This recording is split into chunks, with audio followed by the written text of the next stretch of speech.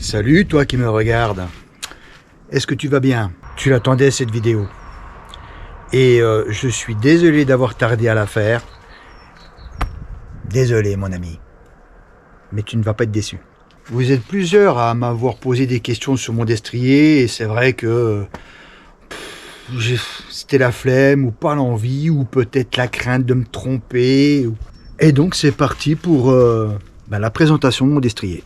Je te présente le Scott Strike E-Ride 920. Je crois que c'est le modèle 2023 ou 2024. Alors le moteur, tu l'auras reconnu bien sûr, c'est le moteur Bosch Performance CX, donc 85 Newton, avec la batterie Power Tube de 625 watts. Bon, elle n'est pas là, elle est à l'abri au chaud. Hein. Alors qu'est-ce que je pense de ce moteur? Moi je suis très satisfait. Hein. Alors j'ai peut-être pas assez de recul parce que je sais même pas si j'ai fait un peu plus de 1000 bornes je pense avec. Mais honnêtement, moi il m'a jamais fait défaut. Il y en a toujours qui critiquent et puis il y en a toujours qui sont fans. Moi il me va, c'est tout. Bosch c'est fiable. Et honnêtement, mis à part la batterie qui est peut-être un peu juste, parce que 625 watts, suivant ce que tu veux faire, c'est un peu light, mais moi ça me va amplement quoi. Et au niveau capacité, moi mes capacités de franchissement avec ce que j'en fais, il y en a largement assez. 4 modes, l'éco, le tour, le IMTB et le turbo. Tu m'entendras souvent parler dans ma vidéo quand je te dis que je me mets en IMTB ou quoi que ce soit, voilà, je t'explique à ce moment-là le pourquoi du comment, sur quel mode je tourne, voilà. Mais bon, on n'est pas là pour parler de ça. Donc on va commencer par ce côté-là, d'accord. Et ensuite, je le retournerai pour te montrer l'autre côté, d'accord. Ok, allez, c'est parti. Ce bike, quand il est livré d'origine, il n'est pas tout à fait comme ça, hein, d'accord. Je l'ai upgradé, hein, ça se voit. Hein. Et tout le matériel qu'il y a dessus, c'est la marque Syncros. Moi, ce que je n'ai pas vraiment aimé sur les poignées, c'est pour ça que j'ai changé dès le départ. C'est une espèce de poignée, comme ils appellent confort, là, avec un petit décrochement. J'étais pas fan. Et en plus, je l'ai trouvé trop fine. Donc, je les ai changés. À la place, j'ai mis des Herman. Elles sont très costauds, elles sont très bien et elles s'adaptent parfaitement avec tout le système, d'accord, combo lock qui est incrusté là. Ensuite la selle. Alors la selle, toujours marque Syncros, mais moi je l'ai changé. Hein. C'est une selle SMP e-sport, donc spécialement conçue pour les VAE. Très honnêtement, est-ce que ça a son importance? J'en sais rien. Mais j'ai vu marqué e-bike dessus, donc je me suis laissé séduire. Je la trouve très confortable. Quand j'ai le cul de la boue et tout, elle glisse pas, il y a un bon grip. Franchement, c'est une très bonne selle. Alors j'aurais peut-être dû commencer par là, mais à la base, il y avait un purion, tout simple, basique. Et moi, ça me choquait. Je trouvais ça pas joli. Pas joli et puis pas du tout comment dire, fonctionnel à mon goût. Donc j'ai installé un Kiox, donc c'est le Nyon. Moi ce qui m'intéressait le plus, c'est qu'il fait GPS. Voilà. Alors le GPS, en fait, c'est pas ça le GPS. Hein. Le GPS, c'est ton téléphone, d'accord. Donc il faut aller sur l'application e-bike Connect de Bosch et puis tu rentres tes cartes et ensuite c'est transféré sur le Nyon. Et lui en fait c'est juste un lecteur quoi. C'est fiable, oui et non, mais ça vaut franchement pas un Garmin. Et comme je voulais pas un guidon qui ressemble au tableau de bord du Faucon Millenium, j'ai préféré cette centrale au milieu. C'est plus stylé et moi ça me plaît. Voilà. Alors la fourche, je ne sais pas si je vais bien prononcer, mais c'est une Marzocchi et c'est la Bomber Z2. Elle est en 140 de débattement et elle fait le job. Hein. Donc la petite particularité, c'est qu'elle est combo lock, d'accord, qu'on retrouve là. Hein, et comme l'amortisseur principal aussi, il y a un combo lock. te dire que un jour je la changerai. Pour ce que j'en fais, ça me va largement. En plus, la marque Marzocchi, c'est une sous-marque de Fox, et c'est de la bonne fourche. Voilà. Mais de là à dire que ça vaut une Fox haut de gamme et puis même une Roxot, je ne sais pas. Peut-être. Moi, en attendant, elle me suffit largement. 142 débattements. Sur mon Rock Rider, j'avais un 150. Le Scott Genius, lui, il est en 160 de débattements. Peut-être que si un jour elle me fait défaut et puis qu'elle vient à avoir une fatigue, je passerai peut-être sur du 160. Mais pour l'instant, ça me va très bien. Les disques. Alors, les disques, c'est des disques SRAM. Et comme tu peux constater, j'ai des freins Shimano, les XTR. Alors, à l'origine, il est monté avec des DB8 SRAM. Que dire des freins SRAM? C'est toujours pareil, hein. C'est toute une histoire de goût, et puis est-ce que ça freine, est-ce que ça freine pas, est-ce que c'est compétent, est-ce que c'est pas compétent. C'est les entrées de gamme d'une gamme VAE. Il y en a qui s'en contenteront. Moi, je vais te raconter mon histoire. J'ai eu l'opportunité d'avoir ces freins-là pour pas trop cher. C'est mon copain Lout qui me les a vendus. Et je me suis dit, écoute, tu as le choix d'avoir des XTR, pourquoi pas les monter, d'accord? Les freins, les disques de frein SRAM sont compatibles avec les freins Shimano. Donc c'est pour ça que pour l'instant j'ai les disques de frein SRAM, mais il n'est pas dit que dans un avenir proche j'achète les disques Shimano, donc les fameux Ice Tech, les RT-MT 800. Dès que j'en trouve, je vous montrerai, mais pour l'instant c'est pas l'urgence. Ces disques-là vont très bien. Alors les freins XTR, ça freine. Hein. C'est très très bon. Hein. Alors oui, forcément, au niveau frein, on peut guère faire mieux. Hein. En ce qui concerne les roues. Alors les roues, de base, c'était forcément des Sacros. Et je les ai changées pour mettre des ID-Max. Voilà.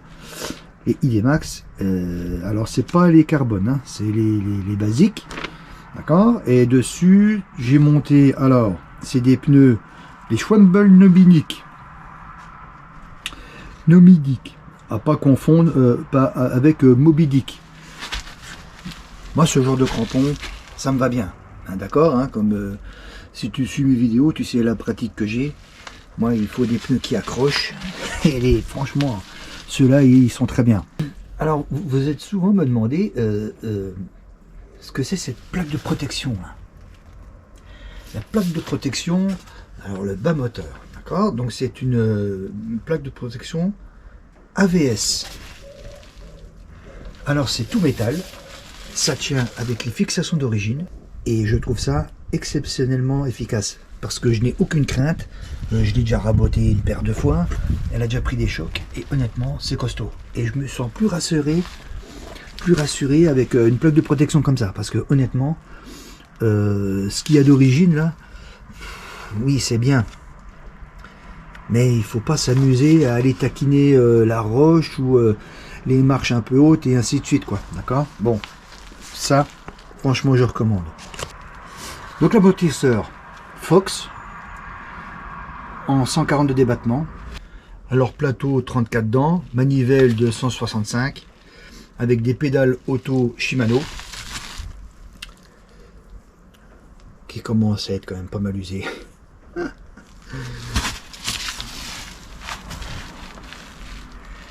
L'ensemble dérailleur. Donc à l'origine, le vélo est vendu avec un dérailleur XT Shimano. Je l'ai remplacé par un SRAM GX. Moi je suis une buse dans les réglages de câbles. C'est un truc de fou, mais alors j'ai toujours pas pigé l'histoire de dévisser, revisser. Oh, ça me gonflait, alors que avec ça là, ça c'est du caviar ça. Ça c'est du caviar parce que ça se règle avec l'application sur ton téléphone ou en manuel, mais tu règles ça aux petits oignons, ça te prend 30 secondes. La plupart du temps, il se calibre tout seul et voilà. Il y a un système d'embrayage dessus qui fait que si tu te prends un choc, il va s'enfoncer, ou mais tu as juste à leur mettre un petit coup en place, crac. C'est un investissement, c'est sûr. Je peux dire que si j'avais pas eu l'occasion de l'acheter par le biais de Loot, je l'aurais quand même commandé. Parce que c'est vraiment c'est de la bombe atomique. Une fois qu'on est passé sur un dérailleur électrique, c'est compliqué de repasser après avec un câble. La précision de passage de vitesse, ça fait tout quoi. Alors, tu constateras que ma chaîne, bon, elle est un peu matraquée. Je l'ai pas bien lavée la dernière fois, mais la chaîne, elle va tenir. Elle va tenir, hein, ma mère, tu vas tenir. Tu remarqueras que j'ai enlevé l'anti-dérailleur, l'anti-déraillement. Ça, c'est très bien quand tu fais du gros DH avec des cailloux, des grosses descentes. Mais ça, dans la boue, c'est un piège à merde. Toutes les branches viennent s'enquiller dedans. Ça fait un gros paquet de boue. Je l'ai enlevé. Ça sert absolument à rien. Là, moi, pour l'utilisation que j'en fais, ça sert absolument à rien. Je reviens sur la selle, tige de selle en 125 mm. Alors, modèle marque Synchros. Je ne l'ai pas changé parce qu'elle va très bien. Alors, la selle télescopique, c'est le même principe que le dérailleur électrique. Hein. Une fois que tu as goûté, tu peux plus t'en passer. Hein. Tu peux faire du vélo sans selle télescopique. Hein. Mais une fois que tu l'as eu, ça n'a rien à voir, c'est le jour et la nuit. Honnêtement, moi j'ai découvert ça sur le tard, mais je ne pourrais pas m'en passer, quoi. Et puis j'ai mis un garde-boue. Hein, c'est la marque Budrocker. Garde-boue avant. Il n'empêche pas qu'il y ait de la merde sur cette partie-là, mais elle m'empêche d'avoir des remontées de boue sur la tronche. Au début, je l'avais pas. Il suffit que tu fasses un peu de gore bike et puis qu'après tu enquilles une route ou un chemin roulant et que tu commences à appuyer sur les pédales. C'est une projection de boue que tu te prends dans la tronche et c'est même dangereux parce que j'ai souvent eu le cas où ça tape dans la lunette et d'un seul coup tu vois plus rien. Donc ce modèle-là, j'ai trouvé très stylé et terriblement efficace. Mieux que les espèces de zizi là. Ça je l'ai eu monté, mais non, j'ai pas été convaincu quoi. Et bien voilà, j'ai fait le tour du vélo. D'accord. Tu sais tout sur mon destrier. Pourquoi est-ce que je l'ai upgradé? Pourquoi est-ce que je l'ai modifié? Il y a eu des circonstances que j'avais pas le choix et puis d'autres circonstances où l'occasion se présentait. Encore une fois, merci Loot, parce que peut-être que je n'aurais jamais eu l'idée de changer ni les freins, peut-être le dérailleur, mais bon, les freins, les DB8, c'est 4 pistons, ça freine quoi.